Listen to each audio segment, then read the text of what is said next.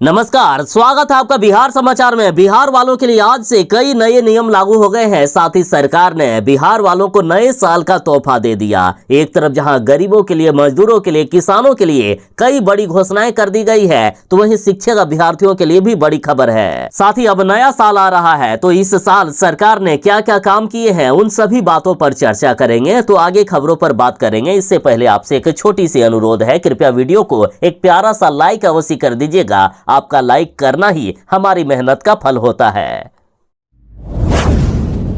देशवासियों के लिए बड़ी खबर है, भारत चावल अब मात्र 25 रुपए प्रति किलो दर से मिलेगा। देखिए, बड़ी खबर है कि आवश्यक खाद्य सामग्री की बढ़ती हुई कीमत से आम लोगों को राहत दिलाने के लिए भारत सरकार ने भारत चावल लाने की तैयारी कर ली है। ये 25 रुपए प्रति किलोग्राम की दर से बेचा जाएगा। इसे भारतीय राष्ट्रीय कृषि सहकारी विपणन महासंघ यानी नेफेड, राष्ट्रीय सहकारी उपभोक्ता महासंघ और केंद्रीय भंडार की दुकानों और मोबाइल वैन के जरिए बेचे जाने की तैयारी है। और इससे पहले सरकार ने भारत आटा और भारत दाल भी पेश किया था। सरकार लोगों की थाली को सस्ते बनाने के लिए प्याज और टमाटर भी सस्ते दामों पर बेचती है। देखिए, इसमें अब तक ये दिक्कत आती थी कि ये आम लोगों तक नहीं पहुंच पाता था, कुछ विशेष जगहों पर ही आपको जाकर लेना होता था। लेकिन अब सरकार के द्वारा कुछ ऐसी व्यवस्था की जा रही है कि आम लोगों तक भी भारत चावल की पहुंच हो सकेगी। ये चावल सिर्फ 25 रुपया किलो की दर से आपको मिल पाएगा।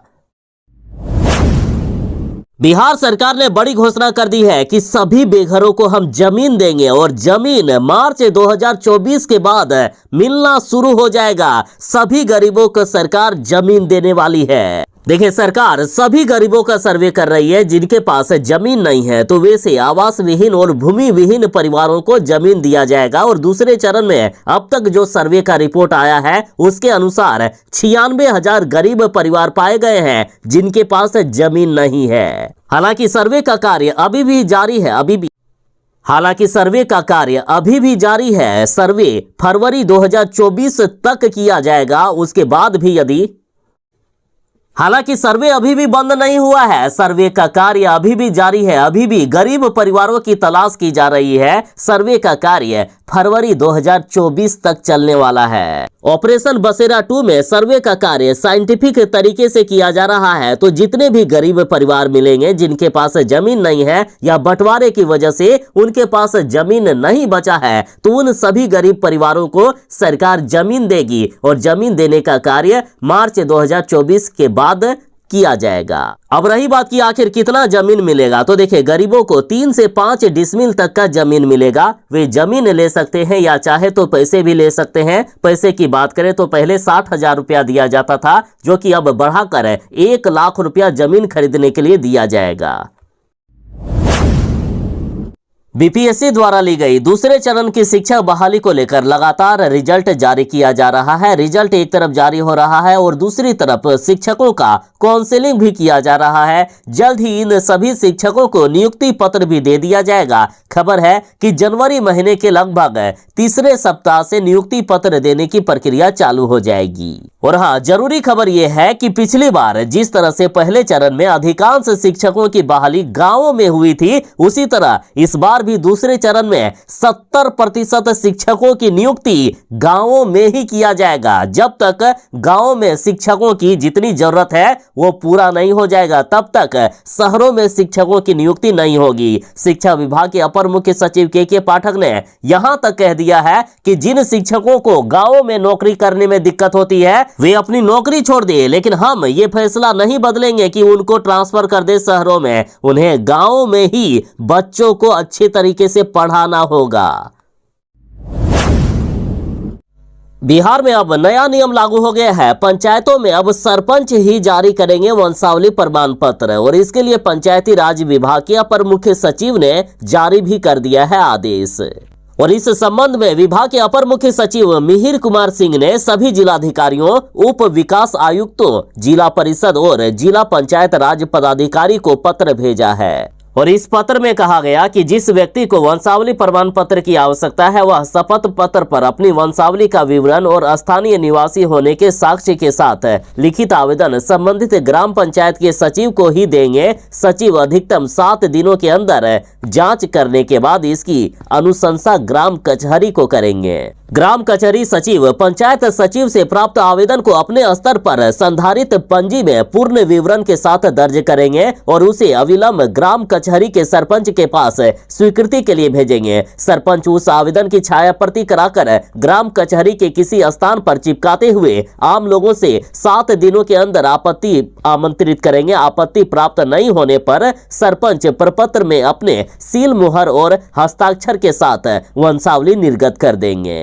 तो आखिर इसमें कितना पैसा लगेगा? तो देखिए, वंशावली बनाने के लिए आवेदन के साथ नगद 10 रुपए सबसे पहले पंचायत कार्यालय में देने होंगे और जब वंशावली निर्गत करने के लिए जाएंगे तब फिर से 100 रुपए का शुल्क लगेगा। मतलब 110 रुपए में काम बन जाएगा। बिहार के चाहे अमीर हो या गरीब, सभी घरों में लगभग बिजली पहुंचा दी गई है। तो बिजली उपभोक्ता जरा ध्यान दें, अब से नया नियम लागू हो गया है। जनवरी 2024 से बिहार में नए नियम के अनुसार यदि अब 1 महीने का भी बिजली बिल बकाया रहा तो काट दी जाएगी आपके घर की बिजली।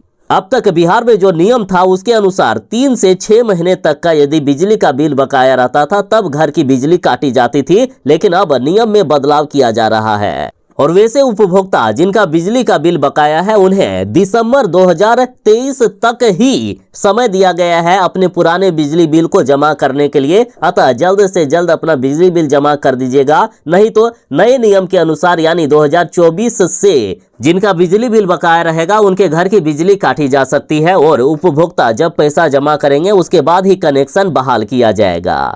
हालांकि राजनीतिक गलियारों में ये भी चर्चाएं हो रही है कि अभी चुनाव का समय आ रहा है। चुनाव के वक्त एक तरफ जहां अन्य सरकारें बिजली बिल माफ करने पर बातें करती है तो वहीं ये सरकार उल्टा गरीबों से उनके घर की बिजली काटने पर दबाव बना रही है। तो कमेंट में अपनी राय जरूर ही दीजिएगा कि क्या ये सरकार का सही कदम है या पहले जिस तरह से नियम लागू रहता था उसी को आगे कंटिन्यू करना चाहिए।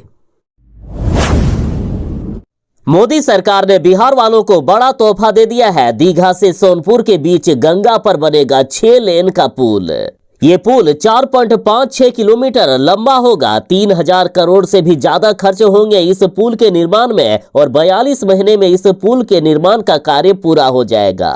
साथ ही देखिए, जेपी सेतु के समानांतर पटना और सारण जिला के बीच गंगा नदी पर 6.925 किलोमीटर का 6 लेन एक्स्ट्रा डोज केबल ब्रिज बनाया जाएगा। इसमें गंगा पर 4.5 किलोमीटर का एक्स्ट्रा डोज केबल ब्रिज बनेगा।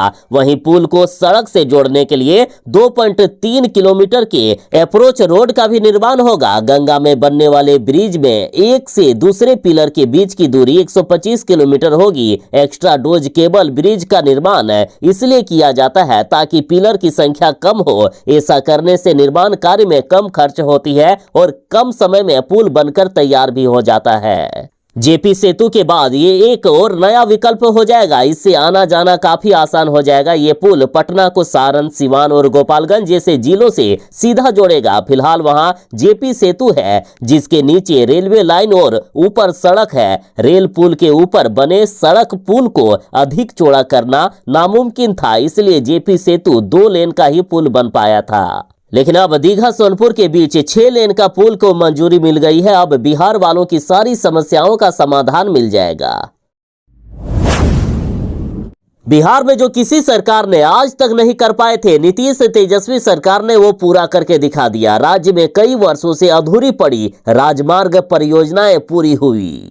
अब नया साल आ रहा है तो इस बार आखिर क्या क्या बिहार में काम हुआ है जान लीजिए। देखिए, सड़क निर्माण के क्षेत्र में बिहार में इस वर्ष खूब काम हुए हैं। राज्य की कई सड़क परियोजनाएं जो वर्षों से अधर में थी उसका निर्माण कार्य पूरा हुआ। हालांकि अब भी कई परियोजनाएं ऐसी है जो इस साल भी पूरी नहीं हो सकी है। देखिए, इस साल NHAI ने 267 किलोमीटर NH का निर्माण कार्य पूरा किया। इसमें 9.26 किलोमीटर लंबे फारबिसगंज से जोगबनी 4 लेन शामिल शामिल है। साथ ही 43.85 किलोमीटर लंबी 4 लेन सड़क कोइलवर भोजपुर का काम इसी साल पूरा हुआ। साथ ही भोजपुर बक्सर सेक्शन में 47.9 किलोमीटर एनएच का निर्माण हुआ। 54.53 किलोमीटर लंबे आरा मोहनिया पैकेज 1 के तहत 4 लेन सड़क बनी। सिमरिया से खगड़िया के बीच 60.23 किलोमीटर लंबी 4 लेन सड़क बनी। किशनगंज में दूसरे फ्लाईओवर और रजौली बख्तियारपुर के दूसरे पैकेज का काम भी इसी साल पूरा हो चुका है। इसी तरह लगभग 19 किलोमीटर लंबे मलमलिया से महमदपुर, 15.5 किलोमीटर लंबा जलालपुर शाहजीतपुर, 24.8 किलोमीटर लंबे छपुआ बेतिया।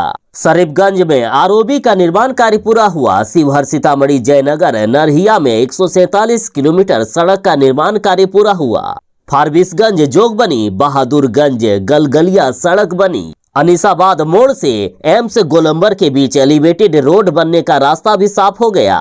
साथ ही बिहार के इन जिलों के सड़कों को चौड़ा किया जाएगा। ये जिले हैं नालंदा, पटना, वैशाली, पश्चिमी चंपारण, बेगूसराय, मुंगेर, औरंगाबाद, मधुबनी, पूर्णिया, गोपालगंज, सारण, दरभंगा, कटिहार, सीतामढ़ी व किशनगंज। बिहार में लगातार अतिथि शिक्षकों को हटाने का काम जारी है। राज्य भर के स्कूलों से अब तक 782 अतिथि शिक्षकों को हटा दिया गया है। देखिए, एक तरफ जहां बीपीएससी से सफल शिक्षकों की बहाली प्रक्रिया तेज हो गई है, तो दूसरी तरफ स्कूलों से अतिथि शिक्षकों को हटाने का काम में भी तेजी लाई गई है। सिर्फ 1 महीने के भीतर ही 700 से भी अधिक अतिथि शिक्षक हटा दिए गए। हटाए जा रहे अतिथि शिक्षक जिला मुख्यालय से लेकर शिक्षा विभाग तक के चक्कर लगा रहे हैं और इनके रोजगार नहीं छीनने की गुहार लगा रहे हैं। बता दें कि 2018 में लगभग 4,257 अतिथि शिक्षकों की बहाली हुई थी। इन्हें 25,000 अधिकतम मानदेय प्रति महीने दिया जाता था। और इस तरह से अतिथि शिक्षकों को हटा देने से अतिथि शिक्षक संघ ने भी नाराजगी जताई है। इनका कहना है कि आखिर ये कहां का न्याय है। 6 साल से हम लोग पढ़ा रहे हैं, अपने जीवन का महत्वपूर्ण 6 साल हम लोगों ने दे दिया। चुनाव से लेकर कोरोना, जातीय गणना तक में हम लोगों ने काम किया है, लेकिन अब हटाया जा रहा है। आखिर ये कहां का न्याय है। इनका कहना है कि अपर मुख्य सचिव से लेकर विधानसभा अध्यक्ष तक हम लोगों ने गुहार लगाई है। सब लोगों का यही कहना है कि अतिथि शिक्षकों को हटाया नहीं जाएगा, लेकिन हर जिले में डीओ द्वारा अतिथि शिक्षकों को हटाने का पत्र जारी किया जा रहा है। बिहार में शराब और बालू माफियाओं का राज हो गया है। देखिए, अररिया में फिर से शराब माफिया ने पुलिस वालों को दौड़ा दौड़ा कर पीटा है। देखिए, ताजा मामला अररिया से सामने आ रही है, जहां शराब की खरीद बिक्री की सूचना पर छापेमारी करने गई पुलिस टीम पर शराब माफियाओं ने हमला कर दिया। अररिया आरएस बाजार में अचानक किए गए हमले में पुलिस की गाड़ी बुरी तरह से क्षतिग्रस्त हो गई। कई पुलिसकर्मियों को चोट आई है। मामला मंगलवार देर रात आरएस बाजार के महादलित टोला की है। इससे पहले बेगूसराय में शराब माफिया ने दरोगा को गाड़ी से कुचलकर मार दिया था। और इधर कल की ही खबर है कि बिहार से शराब माफियाओं का पीछा करते करते उत्तर प्रदेश पहुंच गई उत्पाद विभाग की टीम। फिर क्या था, शराब माफियाओं ने पहले उत्पाद विभाग की टीम की गाड़ी को टक्कर मारी, फिर इनकी गाड़ी पर खूब लाठी, डंडे और पत्थर से प्रहार किया गया। इनकी गाड़ी को पूरी तरह से तोड़ दिया गया। कई पुलिस वालों को सड़क पर दौड़ा दौड़ा कर पीटा गया। किसी तरह से जान बचाकर भागे पुलिस वाले। बिहार में अब फैसला लिया गया है कि दक्षिण बिहार की ग्रामीण बैंक की कई शाखाएं बंद की जाएगी। देखिए, बिहार में 2 ग्रामीण बैंक है। पहला उत्तर बिहार ग्रामीण बैंक एवं दूसरा दक्षिण बिहार ग्रामीण बैंक संचालित है। इसमें दक्षिण बिहार ग्रामीण बैंक की कई शाखाएं को बंद कर दिया जाएगा और उनका नजदीकी शाखा में विलय कर दिया जाएगा। मतलब यदि आपने इन बैंकों में खाता खुलवाया है, यदि आपको सुविधा हो रही थी कि चलिए नजदीक में ही काम बन जा रहा था, तो अब वो सुविधाएं नहीं मिलेगी। अब आपको फिर से दूर जाना ही पड़ेगा। अभी फिलहाल दक्षिण बिहार ग्रामीण बैंक की 90% शाखाएं गांव में है। अब गांव में बैंक की जो सुविधा मिल रही थी वो फिलहाल नहीं मिल पाएगी। तो इधर राष्ट्रीय संयोजक ज्वाइंट फोरम ऑफ ग्रामीण बैंक यूनियन के डीएन त्रिवेदी का कहना है कि बिहार के सबसे बड़े ग्रामीण बैंक की शाखाओं में कमी लाने से ग्रामीण अर्थव्यवस्था प्रभावित होगी। बैंक शाखाओं के विलय का हर स्तर पर विरोध किया जाएगा। सरकार के इस फैसले को हम नहीं मानने वाले हैं, इसका पुरजोर विरोध करेंगे।